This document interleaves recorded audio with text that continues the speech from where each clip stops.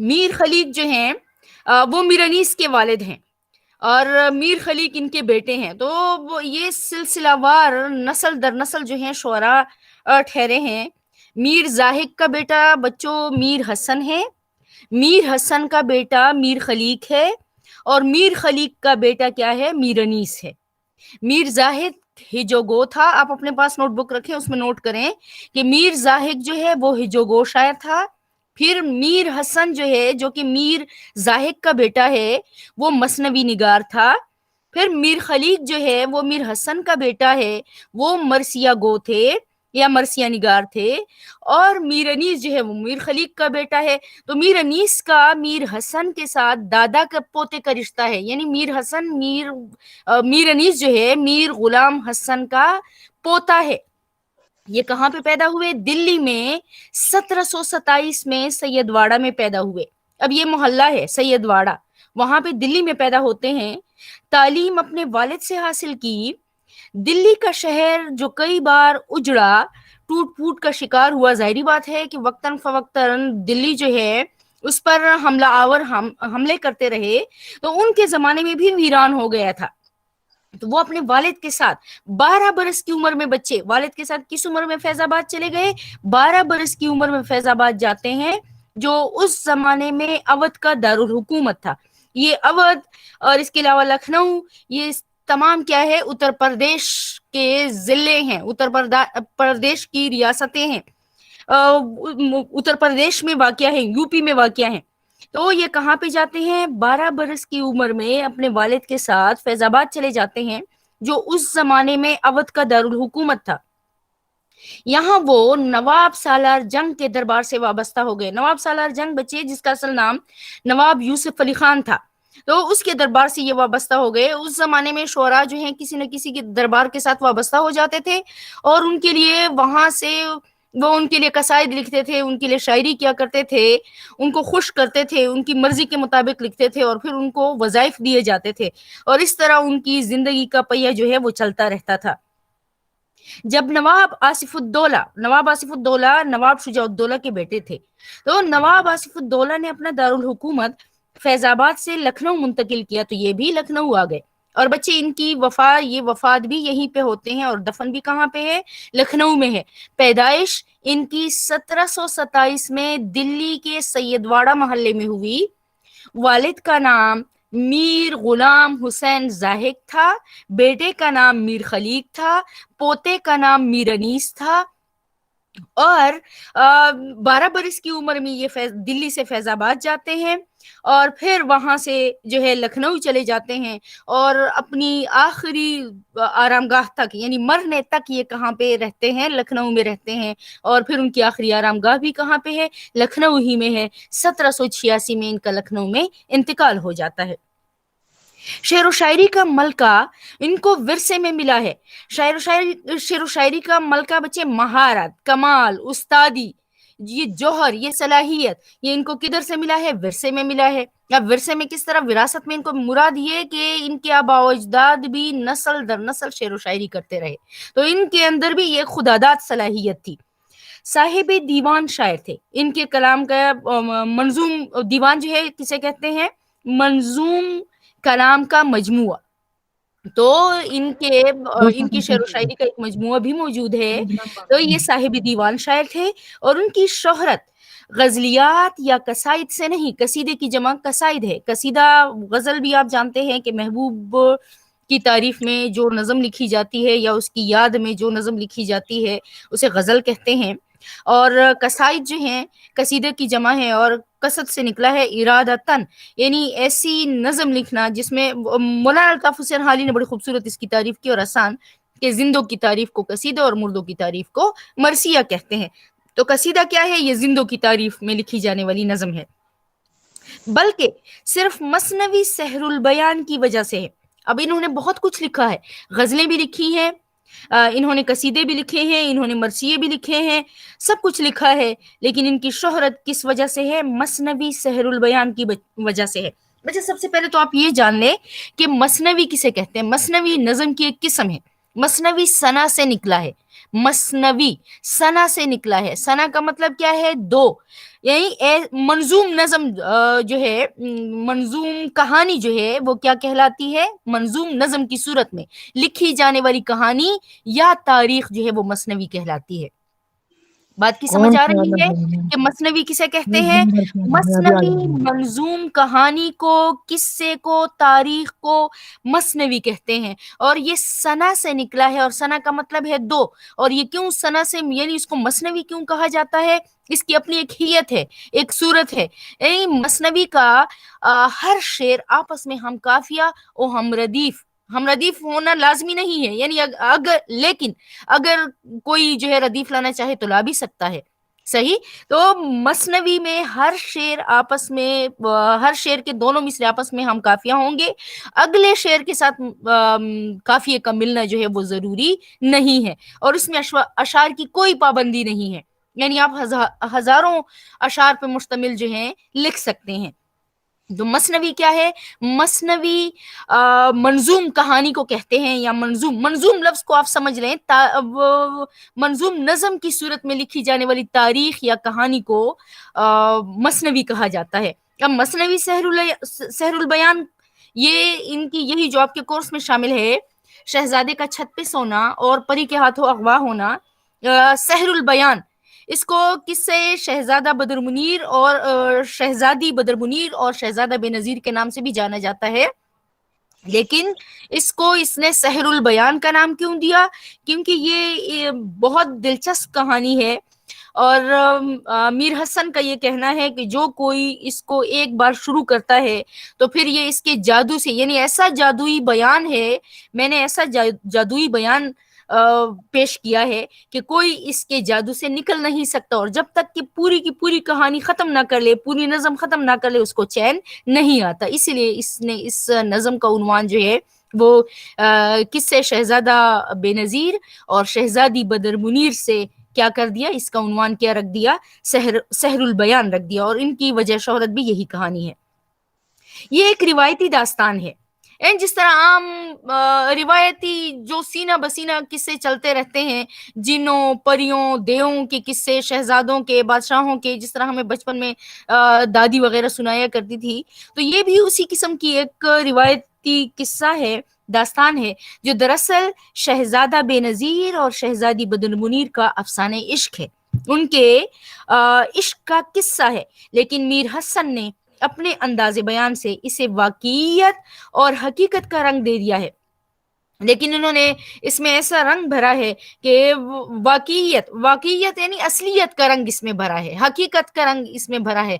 असल में ये कहानी सच्ची नहीं है, लेकिन इन्होंने बयान ऐसा किया है कि हमें इस पर सच्चाई का गुमान होता है, हम ये समझते हैं कि वाकईतन ऐसा हुआ होगा। अब इसमें बच्चे कुछ किरदार हैं, जिसमें बादशाह है, इसमें शहजादी बदर मुनीर है, शहजादा बेनजीर है, इसमें वजीर जादी है, नजमुन्निसा है, इसमें जिनों का बादशाह और उसका बेटा फिरोज शाह है, और इसमें एक परी, माहरुख परी। तो हमारी आम जिंदगी में परियों का होना और जिनों को हम मानते हैं, क्योंकि उसका कुरान पाक में जिक्र है और सूरह जिन वाकया है। सही, हम उनके वजूद से इनकारी नहीं है, लेकिन हमने उनको देखा हुआ नहीं है। तो ऐसी चीजें जिनको हमने जाहिरी आंख से ना देखा हो, उसको माफूकुल फितरत अनासिर कहा जाता है। तो इसमें भी माफूकुल फितरत अनासिर का जिक्र है। अकल से मावरा चीजें जो है इसमें पेश की गई हैं।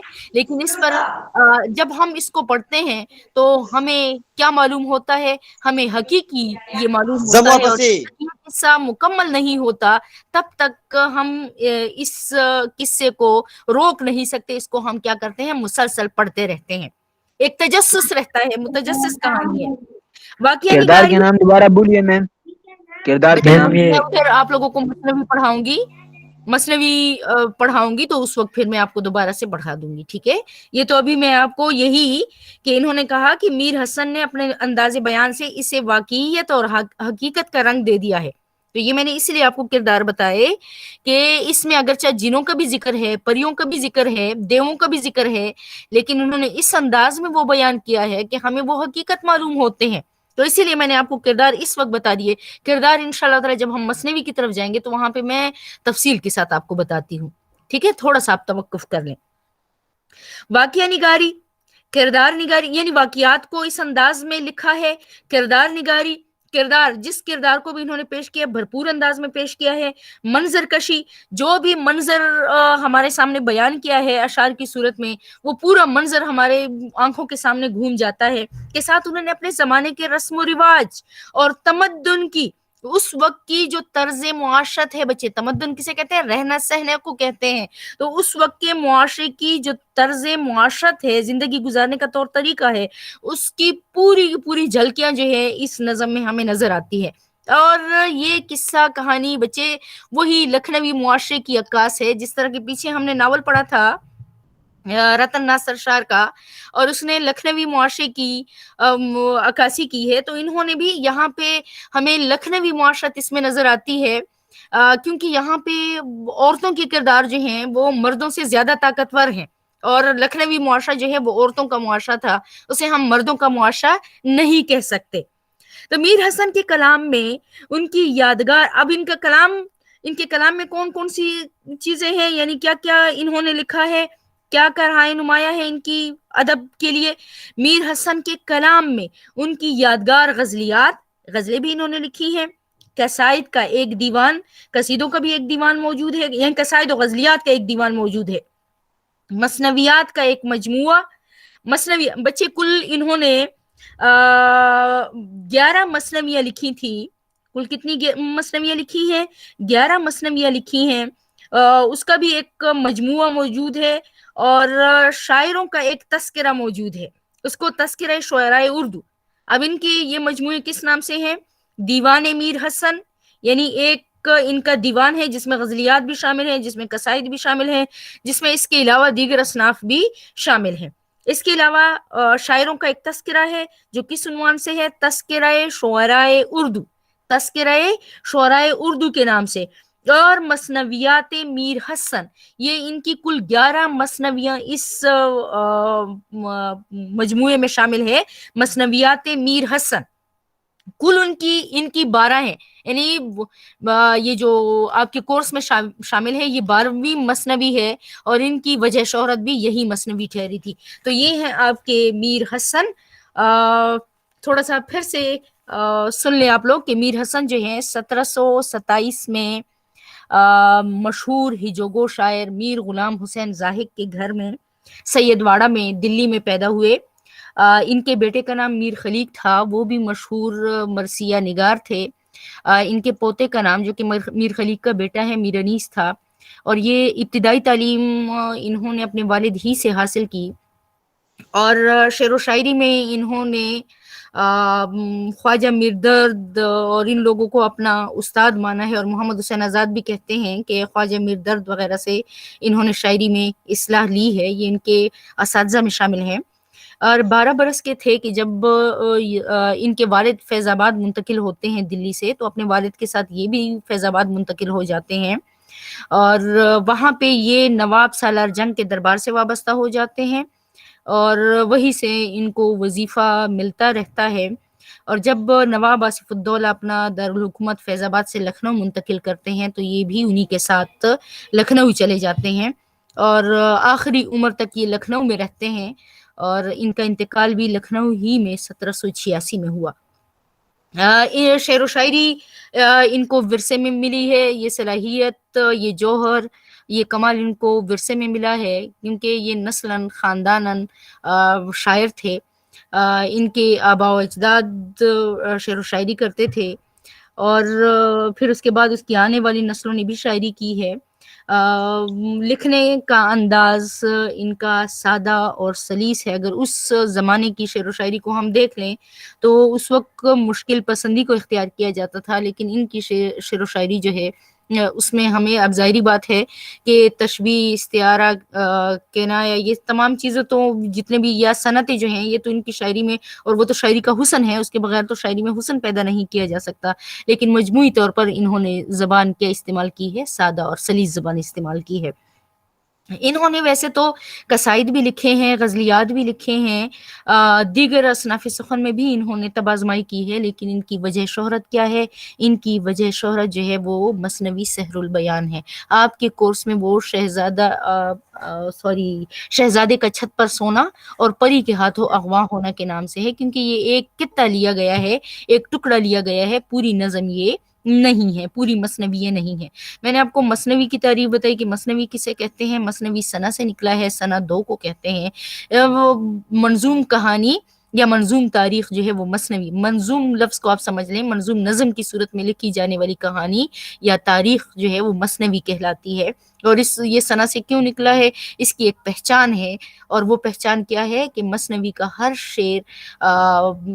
شعر کے دونوں مصرے آپس میں ہم قافیہ ہوتے ہیں، اگلے شعر کے ساتھ قافیے کا ملنا ضروری نہیں ہے، اسی لیے اس کو مثنوی کہا جاتا ہے۔ یہ جو مثنوی سحر البیان ہے، یہ ایک میم روایتی داستان ہے، ایک قصہ ہے، جس میں کچھ کردار ہیں، شہزادہ بے نظیر ہے اور شہزادی بدر منیر، یہ مرکزی کردار ہے، اور ان دونوں کی یہ عشق کا قصہ ہے کہ کس طرح یہ آپس میں ملتے ہیں اور کس طرح پھر یہ بچھڑتے ہیں اور پھر کس طرح آپس میں ملتے ہیں۔ یہ سارے واقعات جو ہیں اس قصے میں موجود ہیں۔ انہوں نے میر حسن کا انداز بیان کیسا ہے؟ وہ واقعات تو جو حقیقت پہ مبنی نہیں ہے، انہوں نے اس انداز میں اس کو پیش کیا ہے کہ اس پر حقیقت کا گمان ہوتا ہے، یعنی وہ واقعات حقیقی معلوم ہوتے ہیں۔ اور اس مثنوی بچے، جیسا کہ ہم ادب کا کہتے ہیں کہ وہ اپنے معاشرے کا عکاس ہوتا ہے، ترجمان ہوتا ہے، تو یہ مثنوی جو ہے اس میں بھی ہمیں اس وقت کے لکھنؤ کا جو معاشرہ تھا تو اس کی جھلکیاں ہمیں اس وقت کے جو رسم و رواج ہیں، اس وقت کی جو طرز معاشرت ہے، زندگی گزارنے کے جو طور طریقے ہیں، وہ ہمیں یہاں پہ اس مثنوی میں نظر آتے ہیں۔ آپ کے کلام میں کون کون سی چیزیں شامل ہیں؟ غزلیات اور قصائد پہ مشتمل آپ کا ایک دیوان ہے جو دیوان میر حسن کے نام سے مشہور ہے۔ اس کے علاوہ مثنویات کا ایک مجموعہ ہے جو مثنویات میر حسن کے نام سے، مثنویات مثنوی کی جمع ہے، مثنویات تو مثنویات میر حسن کے نام سے مشہور ہے، اور اس میں کل 11 مثنویاں ہیں۔ اور اس کے علاوہ شاعروں کا ایک تذکرہ ہے جس میں مختلف شعراء کا ذکر موجود ہے۔ تذکرہ ذکر کو کہتے ہیں، مختلف شعراء کا انہوں نے ذکر کیا ہے اس میں، اور وہ کس عنوان سے ہے؟ تذکرہ شعراء اردو کے نام سے مشہور ہے۔ یہ تو آپ کے میر حسن کی جو ہے اس کا تعارف ہوا۔ اب اس کے بعد ہم نے جانا ہے ان کے مثنوی کی طرف۔ تو اس تعارف میں اگر آپ کو کوئی مسئلہ ہے، کوئی پریشانی ہے، تو آپ سوال پوچھ سکتے ہیں، نہیں تو پھر ہم آگے بڑھتے ہیں۔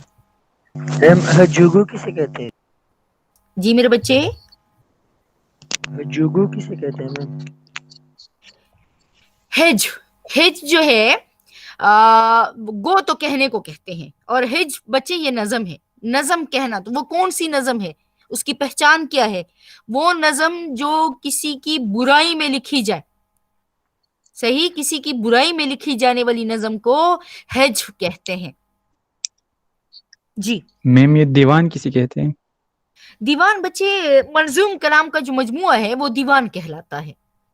منظوم نظم کی صورت میں لکھے جانے والا جو ان کا کلام ہے اس کو کیا کہا جاتا ہے؟ اس کو دیوان کہا جاتا ہے۔ آپ نے تو اب کہا میم کہ ایک دیوان ہے، اس میں غزل بھی شامل ہے، تو دیوان میں ہم غزل شامل کر سکتے ہیں؟ تو دیوان میں تو بچے ہوتی غزل شامل ہے، صحیح، لیکن ان غزل کی جو ہے، جی غزل تو وہ نظم کی طرح نہیں ہوتی ہے نا سر میم؟ کیوں نہیں ہوتی؟ نظم، یہ تمام نظم کی قسمیں ہیں۔ نظم کہتے کسے ہیں بچے؟ وزن کی صورت میں وہ کلام موضوع جو ہے وہ نظم کہلاتی ہے، کلام موضوع۔ غزل بعد میں جی پھر میم، نظم میں آتی ہے، وہ پھر حیت کے اعتبار سے ہے بچے، اس جی کی میم، پھر اپنی حیت ہے اور اپنا موضوع ہے، بلحاظ موضوع ہے، یعنی غزل کیا ہے؟ بلحاظ موضوع ہے۔ غزل اوکے ہم میم، عنوان تھینک یو، دیتے ہیں اور پھر اس میں ہم کیا کرتے ہیں؟ شاعری کرتے ہیں۔ اوکے میم، تھینک یو، بات کی سمجھ آ رہی ہے؟ جی میم تو آ رہی ہے، غزل پھر آپ کو پتہ چلتا ہے کہ غزل کی اپنی ایک حیت ہے، ایک صورت ہے، اور وہ کیا صورت ہے کہ پہلا شعر جو ہے وہ مطلع ہونا چاہیے اور آخری شعر مقطع ہونا چاہیے، اور کم سے کم تعداد 7 ہے اور زیادہ سے زیادہ 13، اور پرانے زمانے میں 13 تھا، اب تو آپ جتنی آپ کی مرضی لکھ سکتے ہیں. جی میم. صحیح. اور ہر شعر ایک اکائی ہوتا ہے، یعنی ہر شعر میں ایک الگ مفہوم بیان ہو رہا ہوتا ہے، اسی لیے تو غزل جو ہے لکھنا نسبتاً مشکل ہوتا ہے. غزل لکھنا نسبتاً مشکل ہوتا ہے کیونکہ اس میں آپ کو ہر شعر میں ایک الگ موضوع بیان کرنا ہوتا ہے. اسی لیے علامہ محمد اقبال نے غزل کی بجائے جو ہے نظم کو ترجیح دی تھی، کیونکہ ان کا جو پیغام تھا وہ وسیع پیغام تھا، تو وہ ایک شعر میں سمیٹنا جو ہے ان کے لیے ممکن نہیں تھا، تو انہوں نے غزل کی بجائے نظم کا سہارا لیا.